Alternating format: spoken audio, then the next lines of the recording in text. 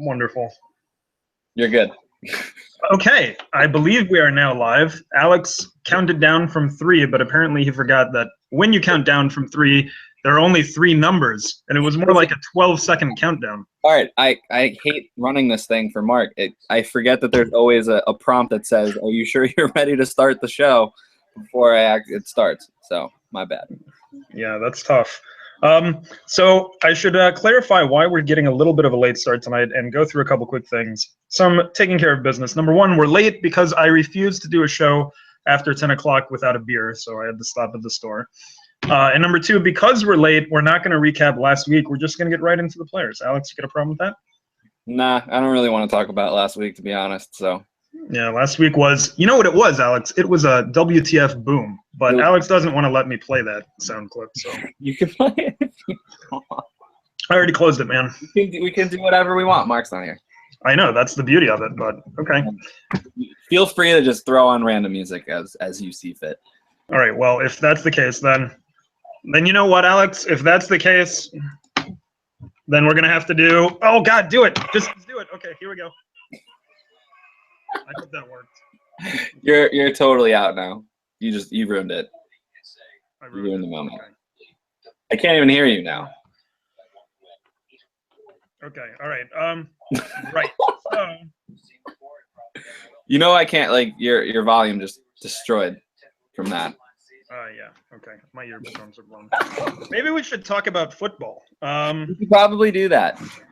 Yeah. So last week, a lot of injuries, a lot of horrible things happened. And let's hope that the same does not happen this week. My lineups were pretty awful. How about yours, Alex?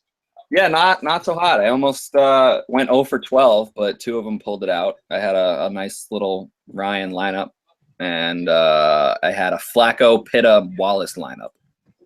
Nice. Yeah, my best lineup I actually did very well with one lineup. I cashed twice. One of them was like chump change. One of them cashed very well. The cash that I had that was very nice was the Benjamin Diggs lineup, and that was pretty legit. Which, strangely enough, I actually had in a standard year-long league too. So that was kind of cool. Although I didn't start Diggs on the year-long because I'm an idiot. Okay, let's get to the names. We're going to do lightning round on a couple of these because of the late start. So we'll start with quarterback. Are we doing lightning round for quarterback? Ish. We can throw a couple sentences on the quarterback. All right. So number one, top of the list, famous Jameis. Jameis. Going up against LA, is that correct? Yep. So LA just like smothered the Seahawks. What do you like about famous Jameis? Well, I think they smothered the Seahawks because Russell Wilson looked like he couldn't move out of the pocket. And as much as I do like the young, talented LA defense, they're not as good as they looked against the Seahawks, and Jameis isn't as bad as he looked against the Cardinals. And I think that kind of just blends together, and Jameis could have a decent day. And you're not finding a lot of quarterbacks with his type of upside, especially throwing the ball at that price range. And, I mean, he's going to have regression rushing the ball like last year, but he is a threat to run the ball a little bit and get a rushing touchdown. And those are the kind of guys that you want to play in tournaments, because quarterbacks that get rushing touchdowns usually finish, I think, as QB1s like 60 or 70% of the time.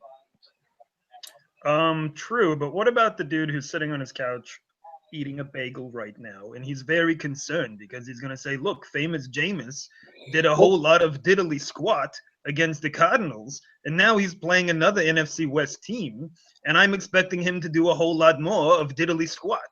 What about that guy? Then don't play him. It's a tournament play. It's not a cash. But you're telling me to play him, Alex. You're telling me he's I'm saying that you can play him. I'm not saying you should definitely play this man. If you play the way that you and I play, where we take shots on different lineups with different quarterbacks, Jameis should be in at least one. And if it doesn't work, you didn't lose a lot. You just lost for one lineup. I'm not saying throw in 40% exposure on Jameis Winston. That's not what I'm saying. I'm saying if you want to make 1 or 2 lineups built around Jameis as your quarterback and maybe stacking him with Evans, do it. Okay.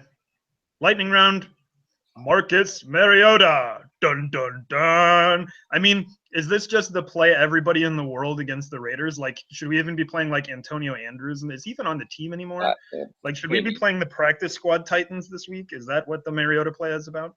Sure, why not? But the Raiders' defense is abysmal, and until they show that they can stop anybody, you can roll whoever you want against them. They are fun to watch, though, right?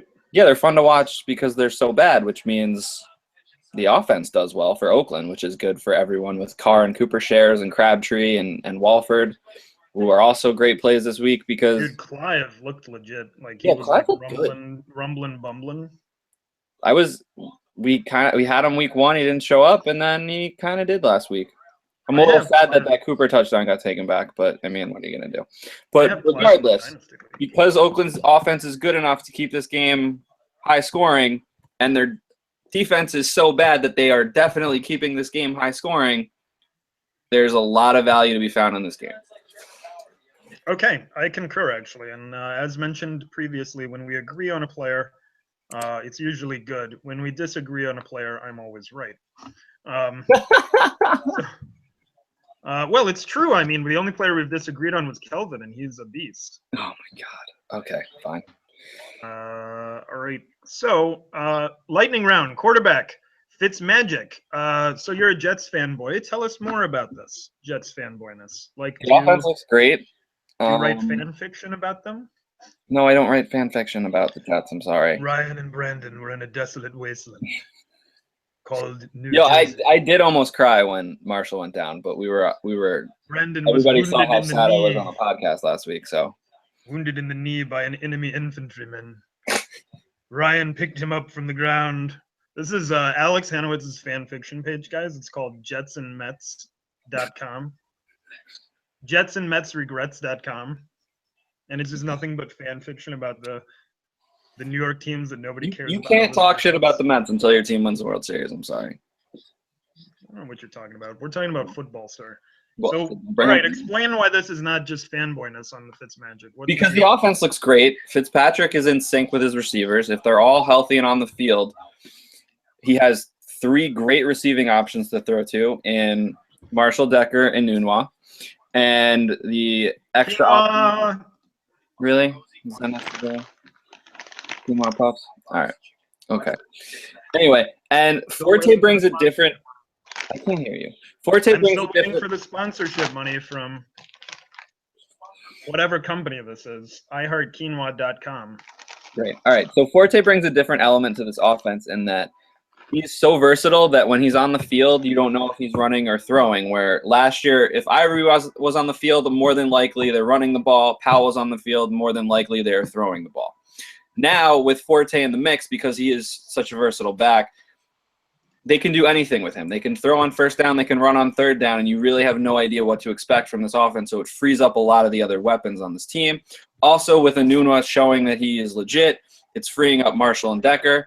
Enunwa freed up the field for Marshall and Decker. Then, as they weren't able to double both of them, Marshall and Decker were able to get open more during the second half. So this offense is good. The Chiefs are still struggling to get a pass rush.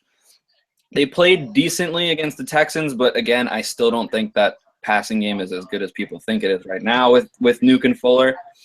I just think that it's a struggling. You're taking advantage of a Chiefs defense that looks to be struggling more than people realize.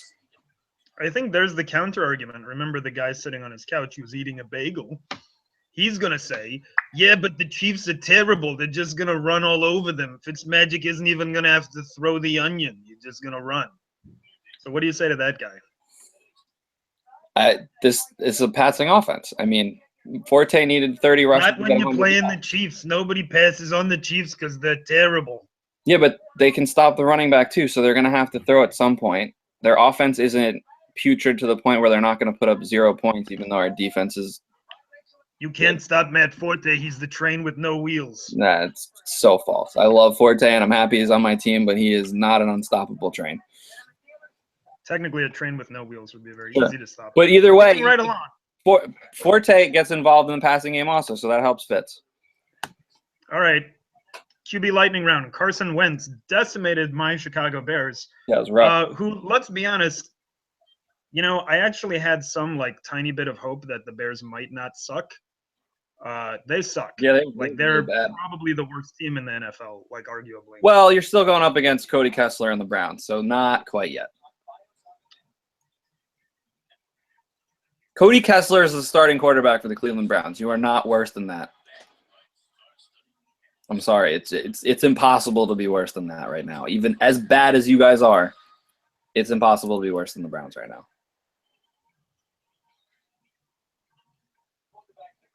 You're just gonna sit there quietly and just look at me like the Browns almost because won. I'm not wrong. The Browns almost won last week.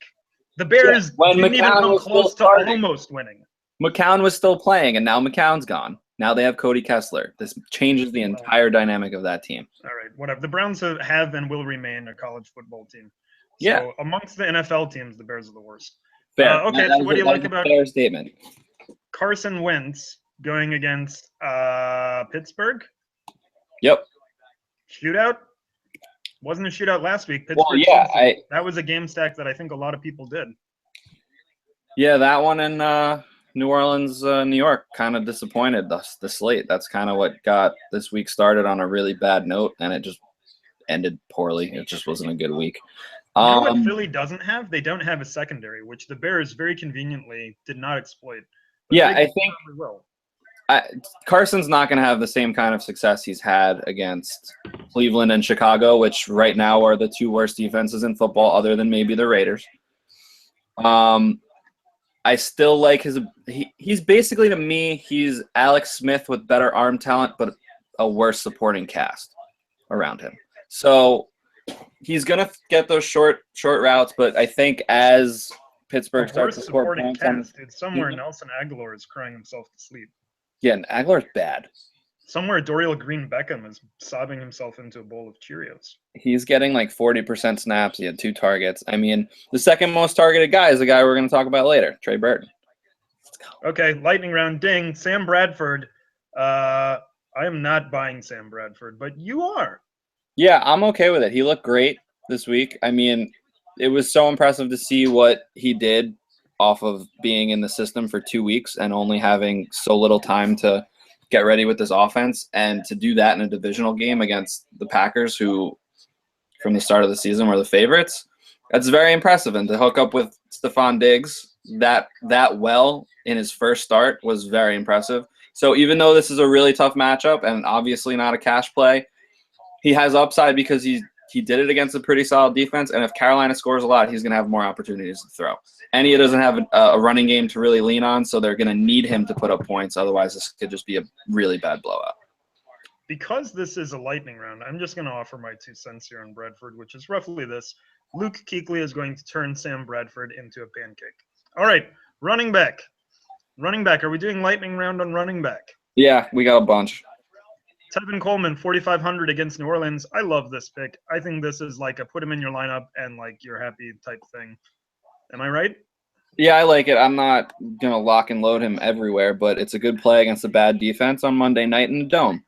And now we get Monday night games back on the Sunday slate, which is great news. So we only missed the 1 game a week with Thursdays. Fantastic. Okay. Giovanni Bernard. Bengals are playing who? I forgot. The Bengals, I believe. I completely forget. Maybe Denver? I want to say Denver. That sounds correct, but I'm pulling it up now because one thing we must be on this show is completely correct and accurate with our information. Because that happens all the time. Yeah, we're always completely correct and accurate. You can never dispute anything we say. Hold on. We got this. It's coming. Just wait for it. It's the Broncos. Wait for it. The Broncos? Okay, so what do you like about Gio then? The Broncos have looked pretty good on defense. Jeremy Hill's really bad at football. GM. Pretty sure yeah, you're right. It's the Broncos. They're home against the Broncos. Though, one thing I'll say is that according to the Fox NFL commentators, Wade Phillips is like, what's the word I'm looking for here? What's that X-Men who just crushes everyone? Apocalypse? Is that his name? Yeah. Like Wade Phillips can single-handedly win NFL games and like probably like gets all the women. I don't know where I'm going with this. Wade Phillips.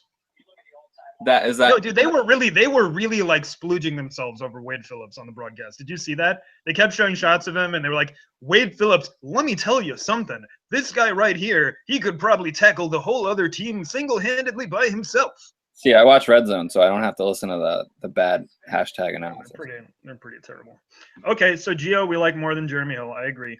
Okay, here's one that's really weird, but I kind of see what you're doing here, Alex. Yeah. I don't appreciate it. I think it's kind of a little sneaky. See, when you whisper and your volume is already bad, I can't even hear you. You see, I'm doing the Matumbo. All right. So Jay Ajayi or Kenyon Drake. The thing is, we don't know who's going to get the touches, and do we care?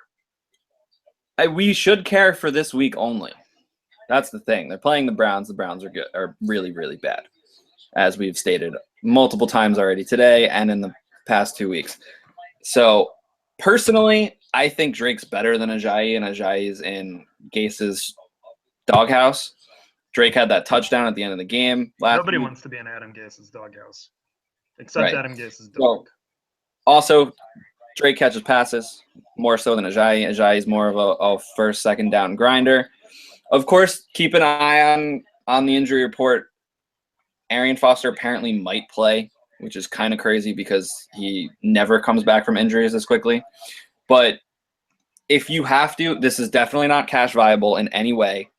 You can go with one or two, whoever you feel better about. Personally, I would go with Drake, but they have a ton of upside in a great matchup. But other than that, they're really not that good. It's just an opportunity to take advantage of. Okay. That's my analysis. Yeah, okay. I really don't That's have how I feel about it. I feel like, okay. Yeah, it's just all right. Okay, whatever. All right, Chris Ivory, lightning round, running back, lightning round. Chris Ivory, Jacksonville against Baltimore this week. Is that right? Yep. Baltimore. So, Jacksonville kind of sucked last week. Why are we all aboard the Ivory train? Well, and did we ever find out what he was in the hospital for? Like, no, he never did. He specifically didn't disclose it. He's not telling I anyone. feel like we should have like a guess. Like, what do you think Chris Ivory went to the hospital for? He had the Mike Leake shingles. He had the shingles. He had did he have ED? That's my guess. I'm gonna say he had like a really severe case of ED. All right, so Chris Ivory, what do you like about Chris Ivory this week?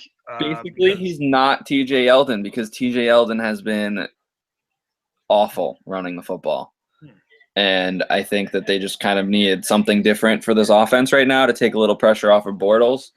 He's clearly a much better runner. Their line really isn't terrible, so I'm kind of surprised Yeldon was able to do absolutely nothing in those 2 weeks that we thought he had great matchups and had the opportunity. Maybe Ivory takes advantage of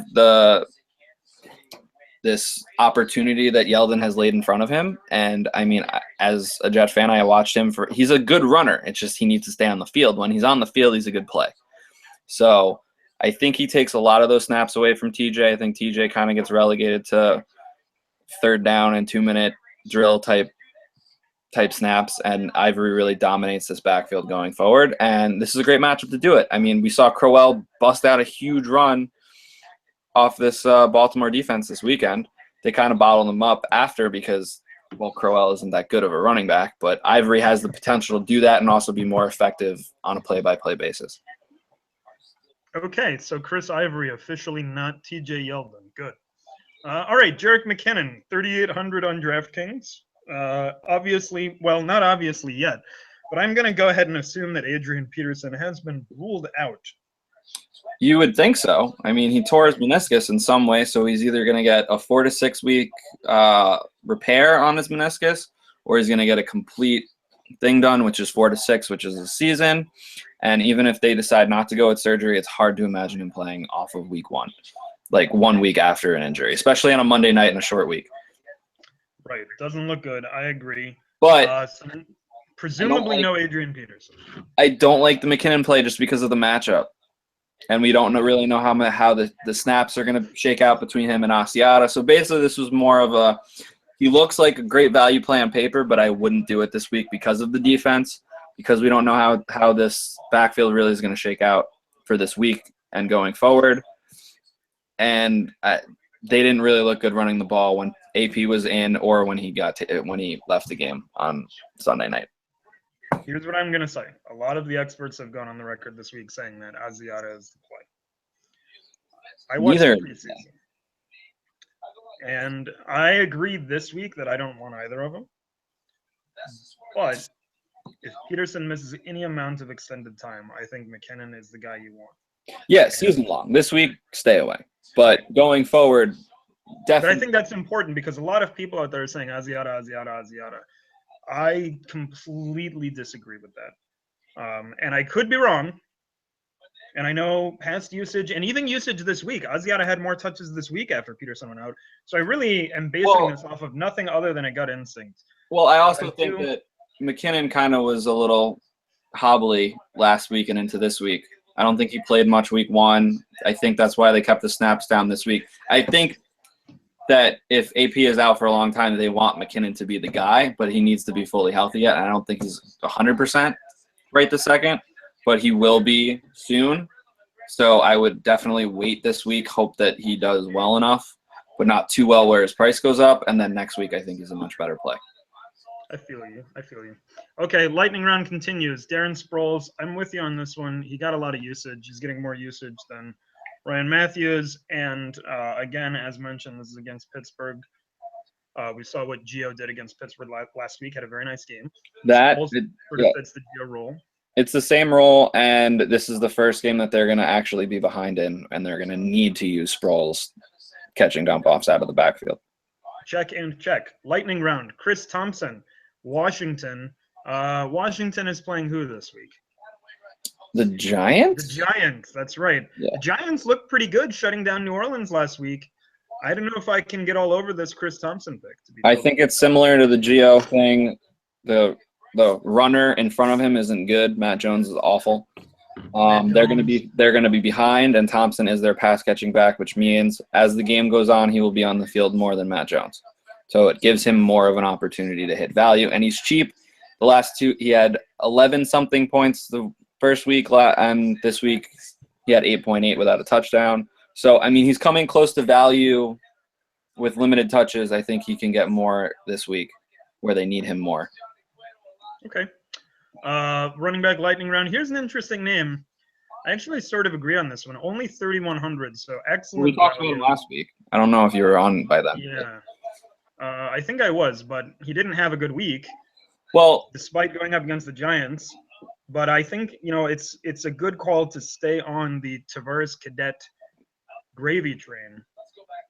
Because, Atlanta can score on Atlanta. It's at home. New Orleans is playing at home. He's still the pass catching back. All right. What's not to like about Tavares Cadet, right? Well, I think that the big thing is that they're at home. They're a much better offense at home. So everything we said last week, we just kind of thought that it was going to be a shootout, and that was why we liked it. Now at home in the Dome in New Orleans, we can kind of expect it to go more along the typical Saints type of game scripts where there's going to be a lot of points. Both defenses are not very good. So, I mean, the Giants are a sneakily very good defense. And I've been saying it for the past 2 weeks, like they're better than people think they are, and they kind of started to show it against the really good Saints offense. But this week, historically, Saints-Falcons matchups are so much fun to watch and so great for fantasy teams. And I think that those 3 money targets that Cadet had in week 1 at home, again, now at home and in a better game script, with them potentially being down at points, helps him a lot this week, where we liked him last week, the same reasons we like him this week, even though it didn't hit last time. Okay, I'm on board with that. Moving on to wide receiver, you said you do not want to go lightning round on wide receiver. Yeah, let's have I'm okay with that, particularly because this first name is a very interesting name to me. Going up against San Diego at home, and probably without Dante Moncrief, we've got Philip Dorsett at 4,400. Is it just the no Moncrief thing, or is there something deeper here? Well, it's a deep connection with Philip It's Dorsett. Definitely the no Moncrief thing. If Moncrief doesn't play, this becomes great because with San Diego's corners, you don't really want to be matched up against God, I just lost his name. What's their starting corner's name? He's really good at football. Who? Off top, they're good starting corner. Oh my God, I just blanked on his name. The Colts good starting corner? No, it's the Chargers. Oh, I know who you're talking about. He was all over Allen Robinson last week. It's not Brandon Flowers, because Brandon Flowers is going to be on Dorsett. That's kind of why I like it. But can you look up his name? But I'm looking it up. You keep talking. I'll look up the name. I've got it here somewhere. Oh, it's Logan Verrett. Right. Yeah, he was all over A-Rob last week, actually. He did a great job on A-Rob. Exactly. Logan Verrett did an outstanding job on A-Rob, and I think he does the same thing for T.Y., which means the only way that this passing offense is really going to be able to do well this week is the tight ends. The running backs are non-existent, so it's going to be the tight ends and Dorsett. And Dorsett, that's some real I think, just based on the amount of target volume he could get for this low of a price, because this price isn't, considering Moncrief could be out. So obviously pay attention to see if Moncrief's playing. If Moncrief's playing, this doesn't become as good of a play. But if Moncrief's out, this could be one of the higher owned players of the week, because the matchup is just so great, and Hilton kind of gets screwed going up against Verrett, where Dorsett has the opportunity going up against Brandon Flowers. I tend to agree with more or less call a lot. Now, on the other side, in the same game, on the other side, we've got Tyrell Williams, even cheaper, which I think is just absurd. Only $4,300 for Tyrell Williams. I think stacking this game is very reasonable. I think a lot of people might stack this game. What am I missing here? Like Tyrell Williams must play almost? I don't know if it's a must play, but you definitely have to have exposure to him. He looked great last week. That touchdown was the touchdown of the week, in my opinion. He took a short pass for, I think it was 31 yards, and he broke like 4 tackles inside the 5. It was nuts. It was a great touchdown. It kind of showed his upside, and Alex, your robot voice showed his catch and run abilities. And now also without Allen, there are targets to go around, and Phillip Rivers likes to spread the ball around. He is going to be a piece of this offense that is important, because right now all they have is Travis, him. They just signed McCluster off the street. Gordon really doesn't catch passes out of the backfield. Inman has been. I think Gordon's going to have to. I think he's going to have to become that feature back role. I don't see it personally. It would be cool for him. I'm not rooting against him by any stretch of the imagination. I just don't see him being that ultimate 3-down guy right now. I think that's why they brought in McCluster. I think they're just handing McCluster Woodhead's role with more emphasis on Gordon's. So I think McCluster kind of eats into Gordon a little bit more than people realize, but that's for another day. But again, in this passing game, Phillip Rivers has historically loved his big, fast receivers like Vincent Jackson. Who was before Vincent Jackson? Who am I thinking of? I know who you're talking about. He paired with Vincent Jackson for a little while, too. Yes. Obviously, Malcolm Floyd. Denario Alexander. Well, he was short, but he was only for a short period of time before he got hurt. There was somebody I just can't think of it right now. I'll look it up after. But he historically loves big receivers that have speed, that can get downfield, that can win those jump balls deep, and also make plays in the short passing game via their speed, and can kind of box out defenders. So this is a prototypical Rivers-type receiver, and he's shown pretty well in his first 2 weeks, and I think that he has upside for even more, and I think you have to keep playing him until his price gets a little out of control. Or at least have exposure. I'm not going to say he's a must-play, but you have to have exposure to Tyrell Williams. He's that good. I agree with that. I'm going to go ahead and drop a WTF here. Kenny Britt, dude, for real, bro? Yo, I hate him too, but he did really well this week. Like, really well. It was kind of scary. This is my ew face. Yeah, I'm pretty ew about it too. Every time Kenny Britt does really well, the next week he just doesn't do very well. Yeah. Everybody's like, yeah, dude, I'm sensing Kenny Britt is going to reach his potential now. And it's like, no, he shits himself. But, 4 for 67 week 1, 6 for 94 this week. He looks like the only legitimate threat that they have, and I wish it was Brian Quick. If Jeff Miller were here, he would cry along with me. But he's the only guy that Keenum seems to trust in the passing game. And targets are going to go to him. He's shown he's been able to get open against a pretty strong Seattle secondary, which he did. This is about as gross as you can possibly get. It's gross, but It's not awful. What I'm saying, more or less. Word. Cole Beasley, 3,200. Very cheap. Playing against the Bears. Is this just the Bears really suck? Is that what this pick is about? No, I think that Beasley has shown that he has a really nice floor and a pretty high upside with Dak Prescott at quarterback. I mean, do you disagree? No, I don't. I do agree, and I also think the Bears really suck. So I mean, I think there are two things going in Mr. Cole Beasley's favor this week: the fact that the Bears are terrible, and the fact that he's got a lot of targets. For 2 weeks, he's got 18 targets, which for 3,200, I mean, you can't buy 18 targets. Well, 9 targets a game for 3,200 year long. So I think you sort of have to enjoy it while you've got it, right? Yeah, I mean, while Dak's in, Cole Beasley's his number 2 target, and it's shown 2 weeks in a row. He's gotten double digits. He's easily hit value at 32. I'm surprised his price hasn't gone up at all. Nobody's using him. What? Nobody's using him. That's why it hasn't gone up. I still think that if he's putting up points, his price goes up. But I guess the algorithm is based a lot on usage, I think. Okay, well then I'm gonna use him, and no one else is gonna use him, and it's gonna be great. Okay, tight end. Wait, hold on. I'm still looking at. I'm still trying to find some of these wide receivers. Randy McMichael was a tight end before was like. No, dude, I'm telling you, it's Denario Alexander. That's who you're thinking of. No, that's not. It's McCardell. Keenan McCardell. Oh yeah, that was a long time ago. Wow. I'm just looking at other names because Chris Chambers was another one.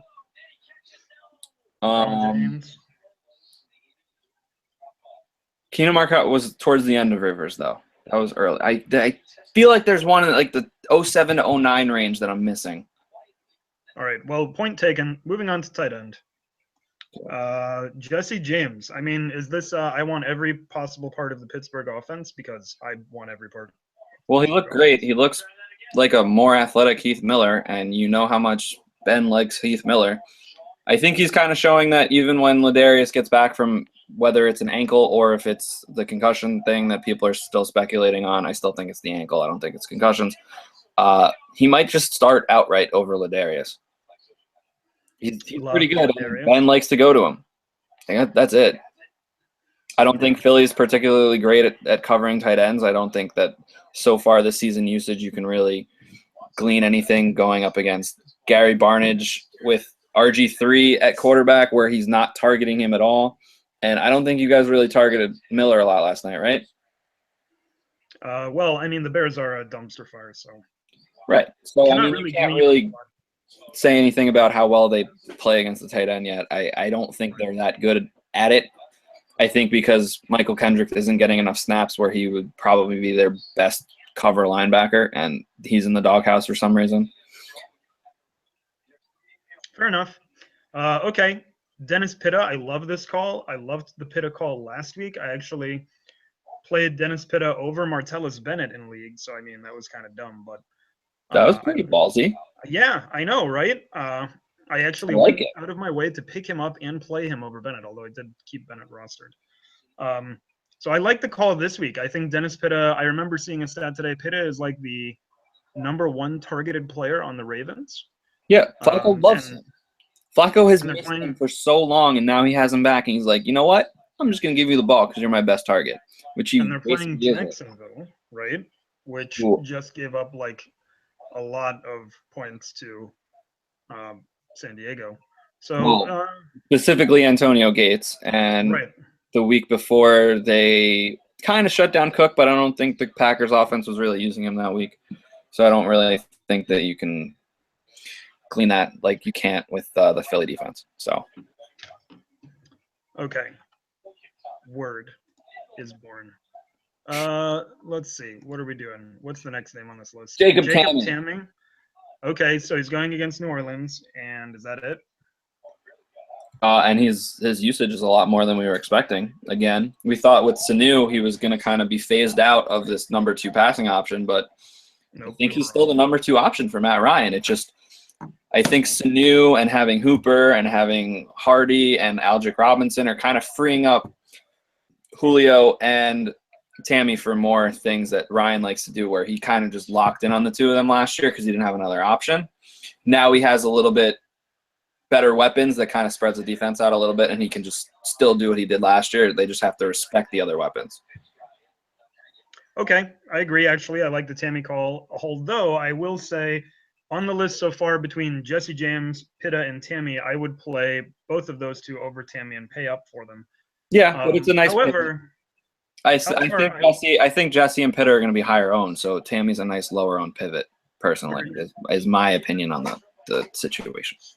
I would also pay up for Tammy and play him over the next name on this list, Jared Cook. Well, Jared Cook, it's kind of it's a dice roll. I think. Who are they playing again? I know specifically. I only like this because of the matchup. It's Detroit, right? Yeah, it's Detroit. Detroit has been awful against tight end. Awful. The 3 touchdowns in week 1 against Indy. Last week, Delaney Walker. A couple days ago, Delaney Walker went nuts. They're not good against the tight end, and I think that I'd rather have Cook than Richard Rodgers. And I think he did go last year. I believe Richard Rodgers went off against Detroit too, didn't he? Yeah, the Hail Mary touchdown. That was that week. Packers look pretty bad though this week. Yeah, but I think they get it together against a not as good Lions defense. They've played. I mean, Jacksonville's defense isn't really good. Isn't good, but it's better than Detroit's. And I think Minnesota's defense is a top 5 unit. So I think that Rodgers is going to be real pissed. This week of practice is going to be get your shit together, and I think they take advantage of a not so good Detroit Lions defense. Okay, fair enough. Cook is a cheap way to get exposure to that against a team that really can't cover the tight end because they don't have Tulloch anymore. Levy's not healthy. The only 3-down backer they have is Tahir Whitehead, and he was kind of more of a – I think he was a lineman when he came out. They just kind of put him at linebacker now. He's good, but he's not a good cover guy. He's better rushing. I just think that, for the record, I would rather play every name on our tight end list other than Cook.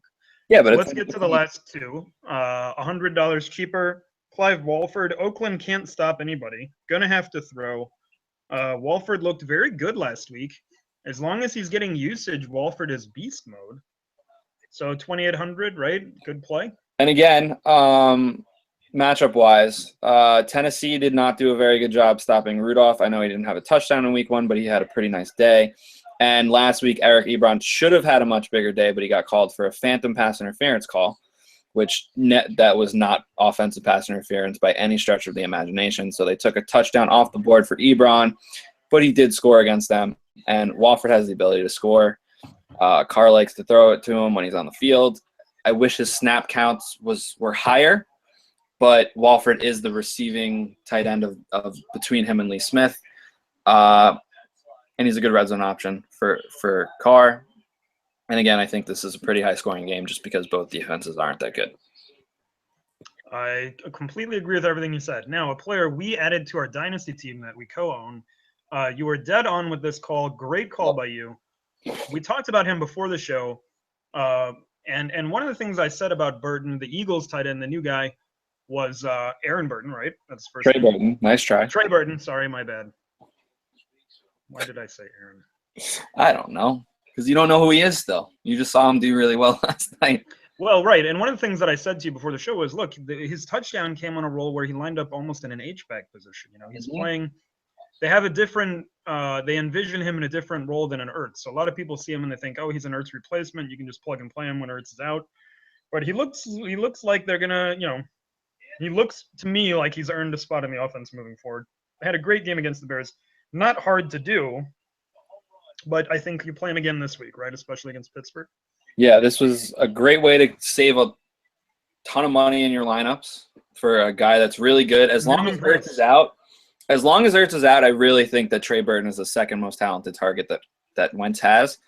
And as we said, I think this game script is better for Burton than it is for Wentz because they think they're going to be down and they're going a lot, and Burton's going to be involved. So totally Burton kind of came. Burton he had 7 targets last night. That's huge for his first ever start, or I don't even know if it was technically a start, but his first real. He had 3 catches before last night career in 2 prior years, and this week he had 7 targets, 5 catches, inside the 10 target where he scored the like he looks like the real deal. He's a good receiver. He's very similar for me. He's very similar to Quincy Enunwa.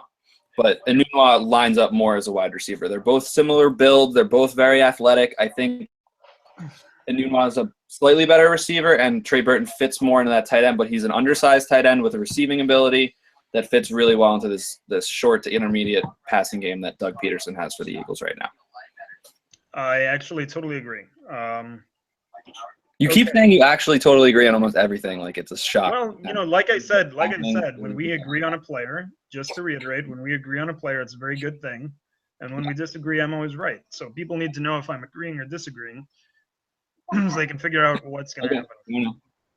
All right, here's what we're going to do for defense. We're going to do an ultra lightning round for defense, okay? Well, I mean, this is it. I'm going to take Right. Yeah, I know, but I want to do it because it'll be fun because I got a couple of good ones. You ready? Okay. I'm going to take 1 and 3 on the list. You see 1 and 3 on the list, right?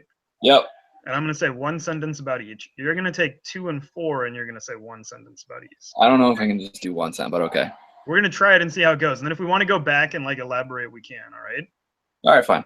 It'll be fun. It'll be fun for the viewers. Ready? Okay. So You have such easy ones, though. I'll start, okay, to give you an idea. You have easy. What do you need a cookie? Just go. Do you need a nap? Do you need a break? No, I'm good. Okay. I just said right. Easy. Dolphins 3,000. Here's my one sentence. They're playing Cleveland's third string quarterback, and you'd use them even if it was the first. Okay, you're up, Jets. Well, did you also want to mention that they are at home? No. Well, I've said all I need to say about that. All right, so I have the Jets. The Jets aren't as bad as the points they gave up on Thursday night. It was mainly just 2 really long touchdowns and a mobile quarterback that didn't really allow them to get to the quarter. I can't do one sentence on this. I'm sorry. For the Jets, this is too much. You completely ruined the whole concept here. Best line in football against a team without 2 starting guards. Is that better? Better. Okay. Cowboys. I don't even need one sentence. I need 3 words. Playing the Bears. Okay, you're up on the Niners. Playing the Seahawks with a limited Russell Wilson who did nothing against the Rams, and the Niners shut out the Rams. I like this Niners call. This is actually a pretty sneaky. Yeah, it's really sneaky. Yeah, I think a lot of people are not. They're going to stay away, but I think this is a good call. I think that in that price range, people really think that the Cowboys are the better option, but I have a sneaky suspicion that the Niners defense, because Chip Kelly's defense is historically kind of get after the quarterback, and if Russell can't move, they're going to get at the quarterback. Yeah, they do. I'll 7. I think this is a great call. I really do. I think the Niners are a good play this week. I want to see something happen in Seattle before I.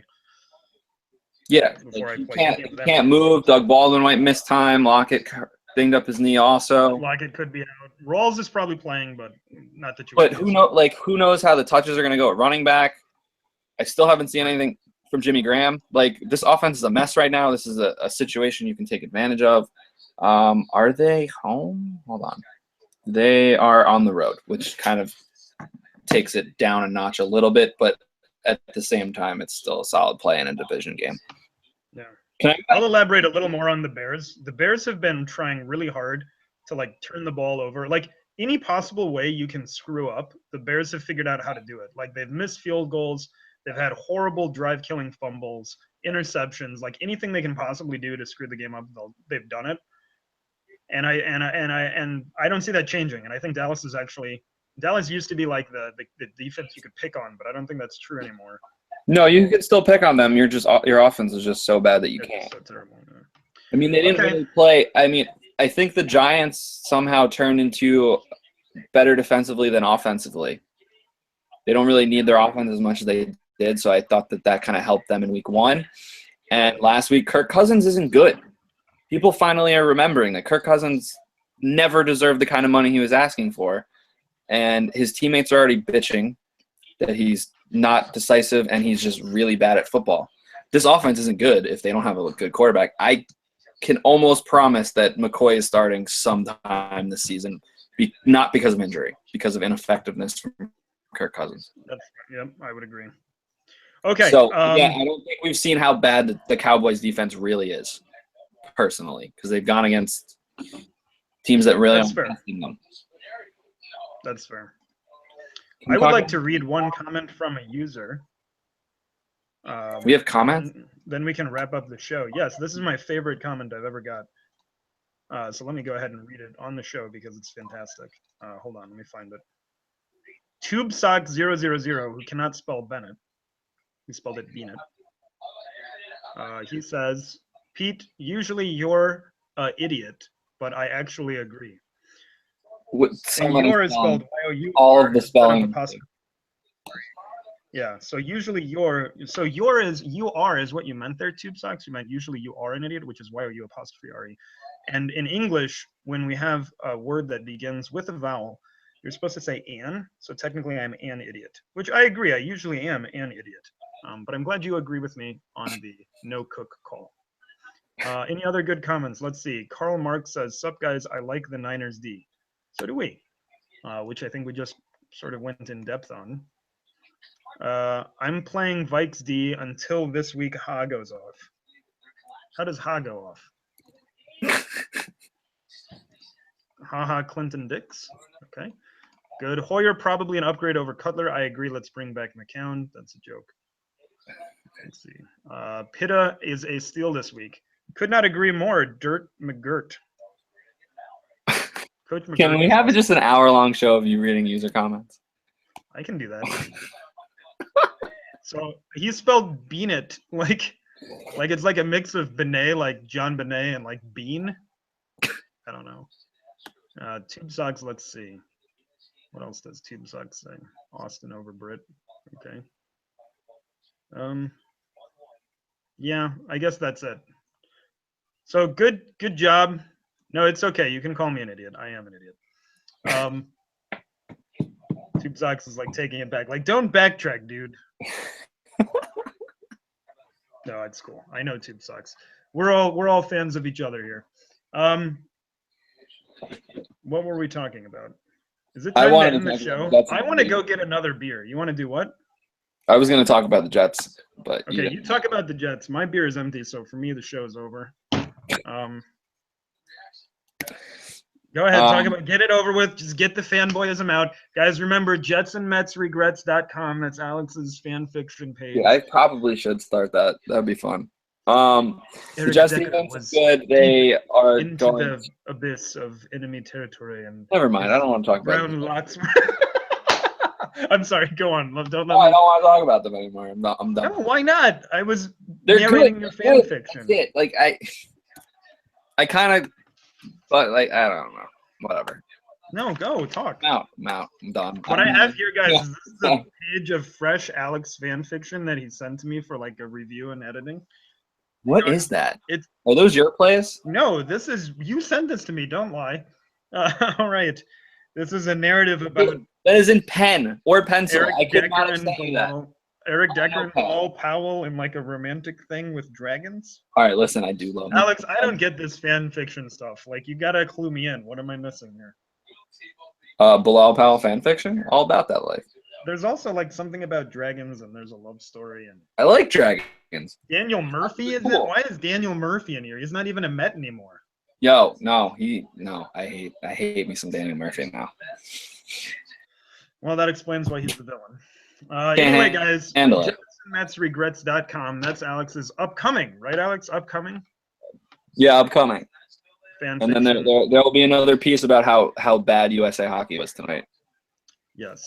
Okay. Oh my God, it was putrid. So go ahead, tell us about the Jets before we sign off, because I want to go and get. No, I'm good. Yeah, I like the Jets defense. If you don't agree with me, I don't give a shit. No, I do. Actually, I do agree with you quite a bit on the Jets this week. So, for what it's worth. I just think that the Chiefs offense kind of got found out a little bit after that. I mean, they only really figured it out. Andy Reid hasn't been running the same thing for 20 years? I think they just really kind of just isn't just a glorified game manager? Okay, yes, true. But what I'm trying to say is Kansas City's offense looked putrid last week, and the only reason they looked half decent in week one was game script and them losing Keenan Allen, which got them back in the game. Their offense really doesn't look good yet. They need Jamal Charles back. I know people like Ware, but Ware is not Jamal Charles. Ware also has a fractured forearm, doesn't he? Does he? I thought he did. No, that's DeMarcus Ware. Oh, that's right. Wrong Ware. I'm a dum-dum. Spencer Ware will be playing this week. No fractured forearm. And Kendrick West looked pretty good last week, too. We were a week late. Yeah, we were. All right, Alex, any more on the Jets? No, I'm good. Any more on plugging JetsandMetsRegrets.com? Nope, I don't even own the website. So if it's We'll out see. there, please send it to me. I would love to see it. Any more on anything else from Alex Hanowitz? There might be some questions. I got these cheeseburgers, man. Did Pete wear the backwards hat? I should have late. No, I did not wear a backwards hat tonight. I was running late too. I had to make a BWRUN on the way home, so I didn't get to find a hat. Did you say BWER? BWRUN. Okay. Beer run. You don't know. You can't leave me hanging on beer run. You just said BWER. I said BEERRUN. And then that's when you go beer run. No. You've never done this game before? My No, God, I've what do never they done that teach you game kids before. in New Jersey? You guys don't learn the beer run? Sure, that's why. All right, Alex, thank you for an awesome show as usual. If you didn't come up with this list of names, I don't know what we'd do. We wouldn't have a list of names. That's what we do. That's So, accurate. That's factually accurate. no show Thursday. Alex is off. What are you doing Thursday? I'm going down to Maryland for my buddy's bachelor party, going a day early. So I'm just busy and shit. So Alex is hanging out with some strippers on Thursday. I will be. No, strippers on Friday. Strippers on Friday. Right, strippers on Friday. What's on Thursday then? Donkey? I'm just going down a day early, so I don't have to. Because I have to drive to Maryland and then drive to Deep Creek. I'm not doing 5 hours in the car Friday morning. I'm gonna do 3 Look hours. at you making adult responsible decisions. Like, when did this start happening? It's always kind of happened. I just don't feel like driving for 5 hours straight with my back. It sucks. So I'm gonna go down a day early, hang out, see some friends that I'm not gonna see for the weekend. Because I mean, I'm going back to a place that I lived for 7 years and haven't been back for over a year. See some people. Go the next day, help out with setting shit up, and stay in Maryland till like Monday, I think. Well, have fun as always. I have yet to figure out how to make adult responsible decisions, but hopefully someday soon. Nope. In the meantime, should we say anything about the missing Mark Milano, or should we just? No, I don't think people really notice. I hope Mark watches the whole Yeah, now show. because Mark is definitely not like Mark quit once we got off the rails on defense. Yeah. If right. he even moved at all. He didn't get that far. Definitely. Oh well. We'll know the next time Mark is on the show. We still have our plot for next the Jim Bob Cooter song that we're gonna do. Yeah, we're gonna do that, and we're gonna have like. Did you watch any Eric Andre yet for Cooter time? No, Playing with McCooter. Can't. No, had stuff to do all weekend. Sorry, I'll look it up. Just send me links for it, and I'll get it. Ranch Me Bromita. Just look up Ranch Me Bromita. All right. We're on like Netflix or Hulu. Seriously, I'm asking you. Like, I don't care if we're still on the show. I'm asking a serious question right now. Yeah, where can I go to YouTube and just search Eric Andre show. It's not like a 20-minute sitcom type show, and not sitcom, but like network show. You will understand what the Eric Andre show is when you watch one of the. No, I know who Eric Andre is. I think he's very funny. I don't. Sure. Okay, so just YouTube, fine. Eric Andre on YouTube. Yeah. Done. Yeah. Don't make my brain hurt. It's too late for that. All right. Good luck, everybody, this week. What else are we supposed to do? Is that it, pretty much? No, that's it. Good luck, and don't lose too much money, and don't blame us if it happens. Yeah. Right. Okay. Good luck, everybody. We're not making your lineups anymore. We're just helping you early in the week, give you decent plays to plug in. So when it goes wrong, we haven't shown any lineups this year. That's true. All right. Sorry, good luck, everyone. Well, are we done? Can we be done? I want to go have another beer. We're done. Goodbye, guys. Good luck. At P. Karaganis, at Alex Hanowitz, and all that other. And at MN Milano, even though he's not here. Hopefully this week of football is better than last. Enjoy. I noticed you weren't here, Mark. Goodbye. Bye-bye.